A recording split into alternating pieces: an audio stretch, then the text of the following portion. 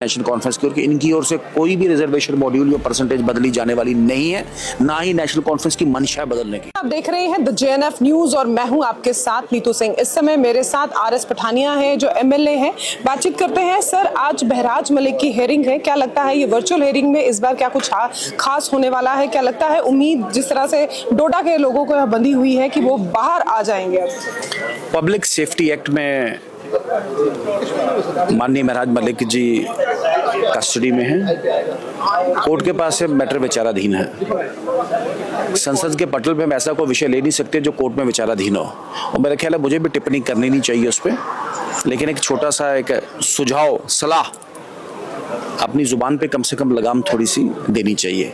ऐसा नहीं है डेमोक्रेसी का मतलब या फ्रीडम ऑफ स्पीच का मतलब जहां जब जो मन में आएगा बात करेंगे, ऐसा नहीं है। तो थोड़ा सा कंट्रोल तो रखना ही चाहिए, और आपके माध्यम से हर किसी के लिए साफ और स्पष्ट छोटा सा मैसेज। ये आप महराज मलिक के लिए कह रहे हैं या सभी के लिए? हर किसी के लिए कह रहा हूँ, हर किसी के लिए कह रहा हूँ, और उनके लिए भी कह रहा हूँ कि शायद जुबान कंट्रोल में नहीं रही। चुने हुए लोग हैं, चुने हुए रिप्रेजेंटेटिव्स हैं, हर एक के साथ बदतमीजी बदअखलाकी करेंगे आप, फिर कभी एवरीबॉडी हैज ए डिग्निटी। आपको याद होगा कि फीमेल डॉक्टर ने उनके ऊपर एक एफआईआर दर्ज करवाई थी। ठीक है, कोई मुलाजिम बड़ा है, कोई छोटा है, हर एक की अपनी डिग्निटी है, हर एक का अपना सम्मान है, और हर किसी का अपना एक दायरा अख्तियार है। मुझे कोई सम्मान नहीं, कोई अथॉरिटी नहीं, कोई राइट नहीं मैं किसी की डिग्निटी, किसी के सम्मान को मैं हर्ट करूं।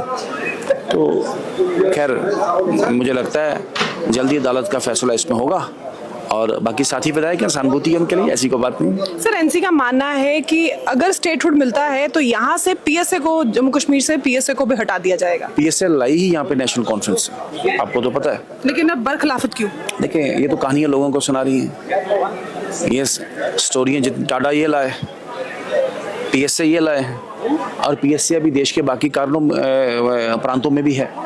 तो पब्लिक देखें, मुख्य बात है कि भारत का संविधान, भारत के संविधान की मुख्य धारा और ओवरऑल जो जम्मू कश्मीर का माहौल, उस सब को इम्प्लीमेंट करना, सबको मौके पे अमली जामा पहनाना हम सब की जिम्मेवारी भी है, हम सब की रिस्पॉन्सिबिलिटी भी। नेशनल कॉन्फ्रेंस हमेशा लोगों को सब्ज बाग दिखाने, कहानियां सुनानी, पॉलिटिकल प्रिजनर्स को बाहर निकालेंगे, कैसे निकालेंगे आप?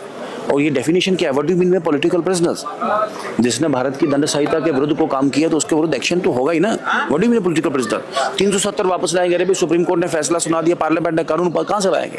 पीएसए बाहर करेंगे, कहां से करेंगे आप? ये कहानियां उनकी मैं ज्यादा गंभीरता से नहीं लेता, आप भी मित्र लोग ज्यादा गंभीरता से मत लें इनको। जी, आपने आज हाउस में सोशल मीडिया को लेकर एक बात कही है, क्या लगता है सोशल मीडिया पर सभी चीजें फेक है? देखिए, ऐसा तो नहीं है मैं, लेकिन फेक न्यूज अपने आप में एक बहुत बड़ा चैलेंज है, और मुझे लगता पॉलिटिकल या एडमिनिस्ट्रेटिव तो है, या सामाजिक भी अपने आप में एक अभिशाप बन गया है। एक आदमी की इमेज, एक आदमी की डिग्निटी जिससे पहले सच लोगों के सामने है, वो तो खत्म हो गई होती है। इसके साथ ही जब तक ट्रुथ लोगों के सामने आए तब तक फेक न्यूज तो मजाक तमाशा, कई जगह दंगा फसाद क्या क्या कर जाती है। तो इसी खदशात के साथ, इसी माहौल के साथ मैं बोलूं कि आज ये हमने ये पॉइंट विधानसभा के पटल पर रखा था, स्पीकर महोदय ने इस पे आधे घंटे की चर्चा के लिए इसको फिक्स किया। मुझे लगता है जल्दी ही इस पे चर्चा परिचर्चा होगी और सत्य सबके सामने आएगा। एक ऐसा इंस्टीट्यूशनल मैकेनिज्म जिससे हम फेक न्यूज को रोक पाए, जिससे हम रेगुलेट कर पाए, जिससे हम एक free and fair flow of information को फैसिलिटेट कर पाए, लेकिन साथ ही साथ मीडिया की जो इंडिपेंडेंस है, इसके साथ ही साथ ओवरऑल जो एक वेरासिटी है, मैं बताऊं आपको कि फेक न्यूज़ तो करें, लेकिन उसके साथ साथ इन्फॉर्मेशन का भी प्रॉपर फ्लो हो पाए।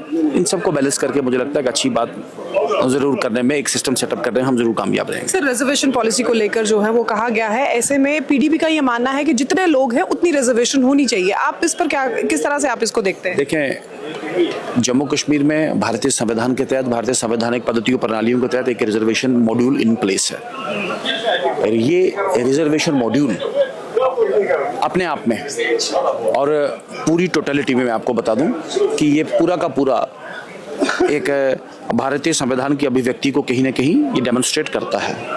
लेकिन नेशनल कॉन्फ्रेंस ने एक फेक आर्गूमेंट बना के एक चिट्ठी कहीं भारत सरकार को डाल दी हुई है पहले तो इसमें जुडिशियल कमीशन डिसाइड करता है, बाद में इससे पॉलिटिकल फैसला लेता है। फिर एक बार ये नया सब्ज बाग है नेशनल कॉन्फ्रेंस की ओर कि इनकी ओर से कोई भी रिजर्वेशन मॉड्यूल या परसेंटेज बदली जाने वाली नहीं है, ना ही नेशनल कॉन्फ्रेंस की मंशा है बदलने की। नेशनल कॉन्फ्रेंस सिर्फ एक पब्लिक, वो कहते हैं argument just for the sake of argument, विषय एक topic just for the sake of A topic, ये बना के एक नया एक माहौल क्रिएट करे, नथिंग मोर देन दैट। मैं फिर बता दूं आपको, कभी एक बयान आगा सईद राहुल्ला देते हैं, कभी आज सलमान सागर साहब दूसरा देते हैं, कोई तीसरा देता है, तो nothing like it. Jammu Kashmir का रिजर्वेशन पैटर्न सुप्रीम कोर्ट द्वारा आधारित जो गाइडलाइंस है या कानूनी, वैधानिक या संवैधानिक जो मापदंड है उसके तहत बिल्कुल फिट है, उसको कोई चैलेंज नहीं है। और जैसा बार बार कहा जा रहा है 50% लिमिट जम्मू कश्मीर ने कभी क्रॉस नहीं की, और मुझे लगता नहीं नेशनल कॉन्फ्रेंस अपने मंसूबों में कामयाब हो जाएगी। और ये एक विषय बना के लोगों को कैटर करना चाहते हैं, लेकिन करेंगे कभी कुछ नहीं। ऐसा तो भाजपा की तरफ से भी कहा जाता है कि भाजपा भी जो है बातें ही करती है, लेकिन जमीनी सतह पर जो है वो काम नहीं करती। चले, भारतीय जनता पार्टी देश भर में तीसरी बार रिपीट हुई है। जम्मू कश्मीर में 2014 के बाद चाहे विधानसभा चुनाव चाहे पार्लियामेंट चुनाव, सबसे ज्यादा वोट शेयर वाली पार्टी है। सर यही मैं आपकी बात काटना चाहती हूँ। सतीश शर्मा ने एक बयान दिया था, उन्होंने कहा था कि आज के टाइम पे अगर भाजपा को जम्मू में सीटें मिली हैं तो जस्ट बिकॉज ऑफ मोदी। अब एक बार मिल सकती है, बोल सकते हैं, बार बार तो नहीं मिलेंगी। मैंने 6 चुनाव आपको गिन के दे दिए, म्यूनसिपैलिटी चुनाव, डीडीसी चुनाव, लोकसभा चुनाव, 3 लोकसभा चुनाव, 2 विधानसभा चुनाव, बार बार। तो वैसे भी सतीश जी बड़ा कुछ बोलते हैं पर आज बोल के माफी भी मांगते हैं, देखा होगा आपने।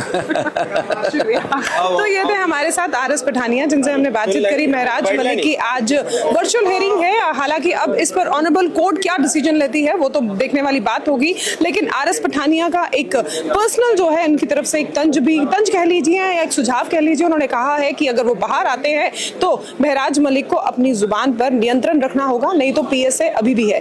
क्या कुछ आपकी इस पर राय है कमेंट सेक्शन में बताइएगा जरूर, और इसी तरह की अपडेट्स के लिए जुड़े रहिएगा द JNF न्यूज के साथ। धन्यवाद।